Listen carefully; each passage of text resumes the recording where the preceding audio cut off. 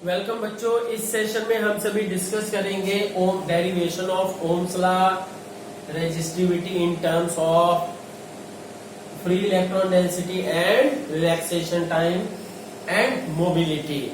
तो बच्चों एक चीज बताएं कि मैक्सिमम स्टूडेंट्स क्या मिस्टेक करते हैं, ओम्स लॉ का डेरिवेशन कहां से स्टार्ट करेंगे, इलेक्ट्रिक करंट का डेरिवेशन करेंगे। पहले इलेक्ट्रिक करंट और ड्रिफ्ट वेलोसिटी के बीच रिलेशन करेंगे, जो अभी मैंने पिछले वीडियो में बताया, और उसके बाद फिर से ये करेंगे, आगे लिखेंगे।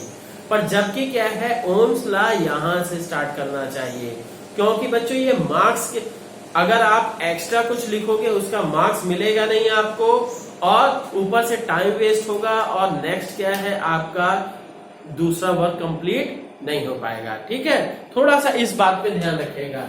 अब देखिए ओम्स लॉ की बात कर रहे हैं। ओम्स लॉ में फिर से हम कंसीडर कर लेते हैं जी, ये कोई कंडक्टर है, ठीक है, तो ये कंडक्टर है, और फिर इसके बाद यहां से हमने बैटरी लगा दी, पोटेंशियल डिफरेंस दे दिया, ये V हो गया, इसकी लेंथ L हो गई, ठीक, और इसका क्रॉस सेक्शन एरिया A हो गया, A is the it's cross section area. अब आपको पता होना चाहिए इलेक्ट्रिक फील्ड इधर से इधर, मतलब पॉजिटिव से निगेटिव होगी, और इलेक्ट्रॉन्स का फ्लो इधर से, मतलब निगेटिव से पॉजिटिव की तरफ होगा। इतनी बातें आप सभी जानते हो। और साथ ही साथ क्या है, N is the number of free electrons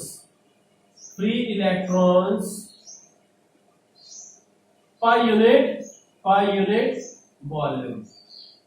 ठीक, बाकी सब यहां फिगर में ही दिया है, तो ये ध्यान रखिए। अब करना क्या है, सबसे पहले क्या कि आपको पता होना चाहिए रिलेशन, ये वी नो, यहां से स्टार्ट करते हैं, क्या वी नो ड्रिफ्ट वेलोसिटी के लिए डेरिवेशन किए थे, अलग से फॉर्मूला आया था, क्या था याद कीजिए, E टाउ बाय m। ठीक, this is the electric field, this is the relaxation time, and this one is the mass of single electron. ठीक, तो ये चीज फास्ट हुई। आल्सो इलेक्ट्रिक फील्ड और ये क्या है, इलेक्ट्रिक फील्ड और पोटेंशियल डिफरेंस के बीच क्या रिलेशन होती है, E equals to V by L। ठीक है, E is equals to V by L, ये भी आप जानते हो, तो यहां से आप कर सकते हो। ठीक है,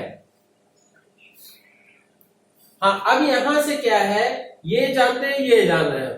अब एक चीज और आप जान लीजिए कि क्योंकि V की वैल्यू चाहिए, ओम्स लॉ के लिए क्या होता है formula, V equals to IR। तो यहां से हमने V का आ गया, एक I के लिए भी आप क्या है, I इक्वल्स टू निविदा, NEVDA, ये थर्ड इक्वेशन। इतना आप सभी जानते हो अलग अलग डेरिवेशंस के थ्रू। अब सुनिए, ये क्या है, from first and second, first, ये सेकंड को फर्स्ट में पुट कर देते हैं, VD equals to EV tau by M और L, इतना आ गया। और फिर ये क्या है, दिस इज इक्वेशन नंबर 4। तो 4 फ्रॉम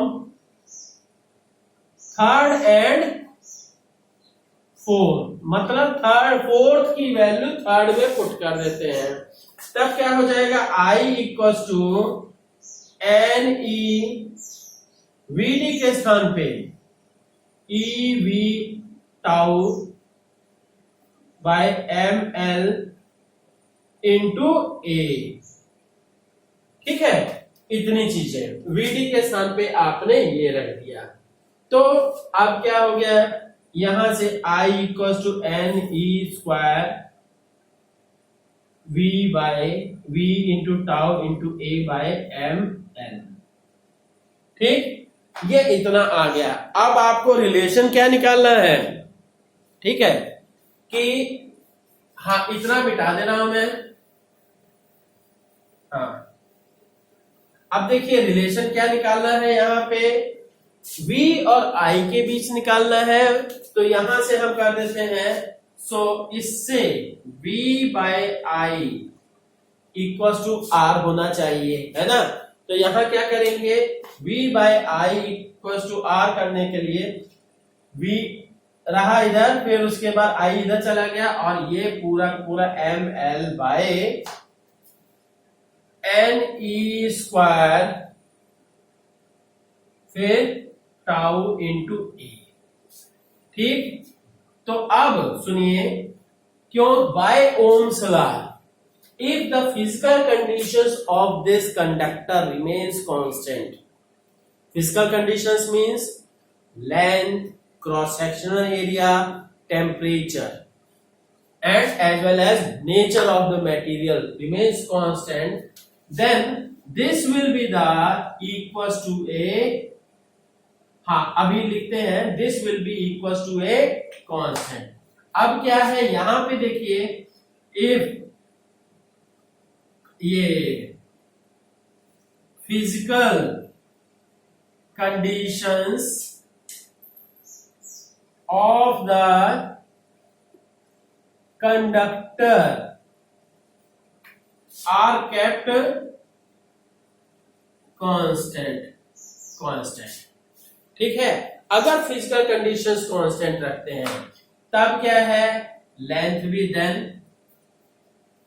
L लेंथ कांस्टेंट रहेगी, एरिया कांस्टेंट रहेगा, नंबर ऑफ फ्री इलेक्ट्रॉन्स पर यूनिट वॉल्यूम कांस्टेंट रहेगा, साथ ही साथ ये रिलैक्सेशन टाइम भी कांस्टेंट रहेगा, ठीक है। ये रिलैक्सेशन टाइम भी कांस्टेंट रहेगा, विल बी कांस्टेंट, ठीक है। ये सारा का सारा कांस्टेंट रहेगा। अब इसके बाद करना क्या है, ठीक है, ये सारा का सारा कांस्टेंट हो गया। Also m is the mass of electron and E is the charge on electron, ठीक। तो इसलिए m और E भी कांस्टेंट हो गया। So you can say V by L equals to m L by n E square tau into A will be constant and that constant will be called R, that is called resistance.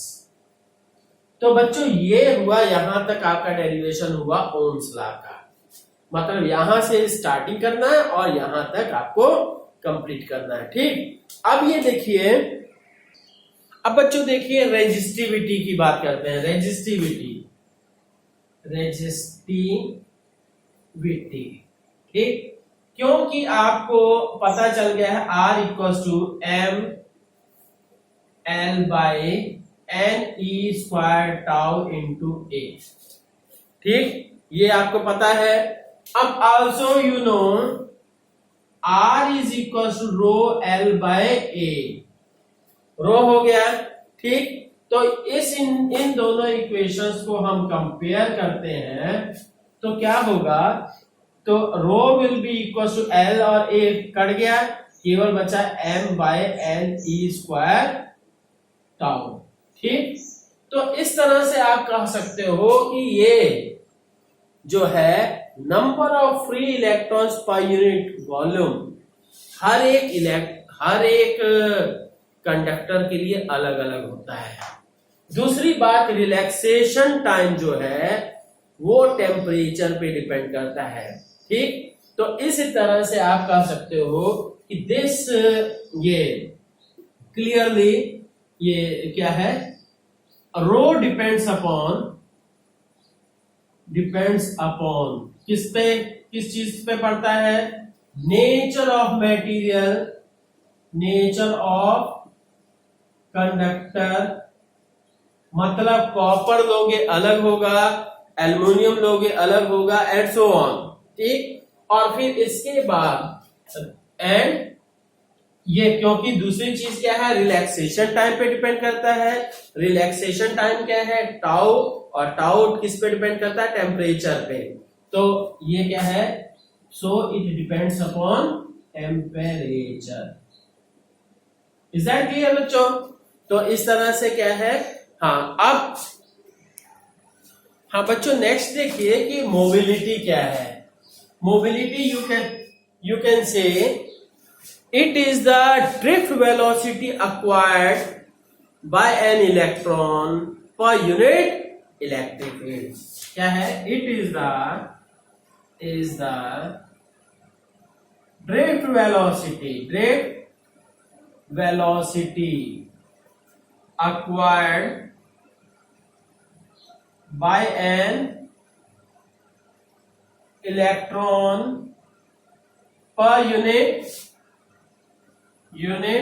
volume, per unit applied